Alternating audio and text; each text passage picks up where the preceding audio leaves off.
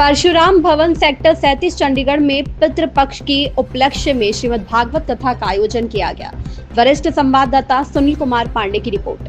परशुराम भवन सेक्टर 37 चंडीगढ़ के अंतर्गत की तस्वीरें आप देख सकते हैं। भागवत 17 पर श्रीमद् भागवत कथा प्रारंभ हो चुकी है और अब आयोजक भी यहाँ उपस्थित होंगे। ये तस्वीर आप भागवत 17 पर देख सकते हैं। नमस्कार, मैं सुनील पांडे, आप देख रहे हैं भागवत 17। जैसा कि परशुराम भवन सेक्टर 37 चंडीगढ़ के अंतर्गत श्रीमद् भागवत कथा पितृपक्ष में शुरू होने वाली है। आचार्य जी हमारे सामने हैं, जानते हैं इस कथा के माध्यम से।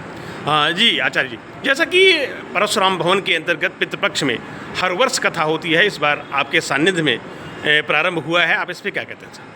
देखिए, बहुत अच्छी बात होती है जी। पितृपक्ष में यदि हम कथा करते हैं तो मोक्ष का एक द्वार खोलती है जी, है ना। तो इसके कारण आज तो हमने इस संदर्भ में कलश यात्रा की, हजारों बहनों ने और भाइयों ने हमारे बढ़ चढ़ कर इसमें हिस्सा लिया है। तो बहनों की श्रद्धा देखिए इसमें बहुत ज़बरदस्त आज दिखाई दी और एक विशेष महत्व है। देखिए, अगर जो हम वैसे तो देखिए भागवत कथा निरंतर यदि चलती श्रवण करें तो उसका भी बड़ा महत्व है, किसी भी समय सुनिए, परंतु यदि हम पितृपक्ष में करते हैं ना तो उसका विशेष महत्व बन जाता है, क्योंकि खास पितरों को निमित्त मानकर वो की जाती है, जिसके उसका विशेष महत्व माना जाता है। शर्मा जी, जैसा कि लगातार परशुराम भवन पितृपक्ष में यहाँ पे कथा चलती रही है पितृपक्ष में, और आपके उपस्थिति में अब ये हो रहा है, ये कब तक चलेगा और इसका क्या प्रभाव होता है?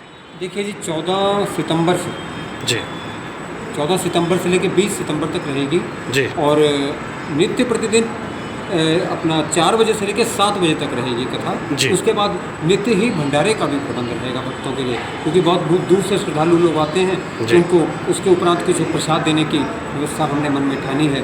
और 20 को जो सितंबर को आपका प्रातःकाल में रहेगा जी, और उसके बाद भंडारा भी रहेगा जी। तो श्राद्ध तर्पण का जो टाइम है, समय है, वो कब निर्धारित किया जाएगा? उससे जो बहुत सारे आयोजक हैं वो कब आएंगे, उसके बारे में थोड़ा सा लोगों को पता चले।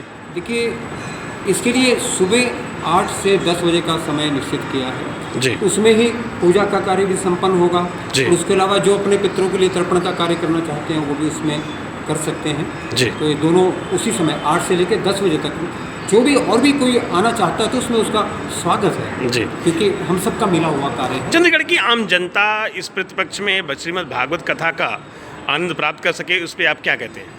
देखिए, ऐसे महाराज एक बात बताएं आपसे, जी ठाकुर जी का नाम है ना जी, तो ठाकुर जी का नाम केवल मेरे द्वारा नहीं, जहाँ भी आपको सुनने को मिले ना तो ठाकुर जी के श्री चरणों में ध्यान लगाकर आप जाइए। उसमें एक और बात ध्यान हम आपको बताना चाहते हैं कि आपने ये नहीं देखना कि कर्ता कौन है, करवाता कौन है, आयोजक कौन है महाराज, ठीक है ना जी। हमको जगह मिली नहीं मिली, हमारा कुछ सम्मान, आप देखिए यदि ठाकुर जी के लिए आए ना महाराज, उनके चरणों को अपने हृदय में बसाइए और केवल बड़े भाव से बैठकर आप कथा का यदि श्रवण पान करेंगे ना महाराज, आपको देखिए ठाकुर जी का। वैसे श्रीमद् भागवत कथा मोक्ष को प्रदान करती है, ये कहा गया है, लेकिन पितृपक्ष में इसका अधिक महत्व बढ़ जाता है। आप इस पे आम जनता से क्या अपील करते हैं? देखिए, हम ये बताना चाहते हैं जी कि देखिए भागवत के द्वारा ही महाराज, आपने धूतकारी की कथा सुनी होगी जी उसमें, और देखिए परीक्षित जी की आपने कथा सुनी होगी, बिल्कुल। तो भागवत में यही बताया जाता है कि किस प्रकार से भागवत की कथा सुनने से परीक्षित जी महाराज को मोक्ष प्राप्त हुआ, धुंधकारी है ना,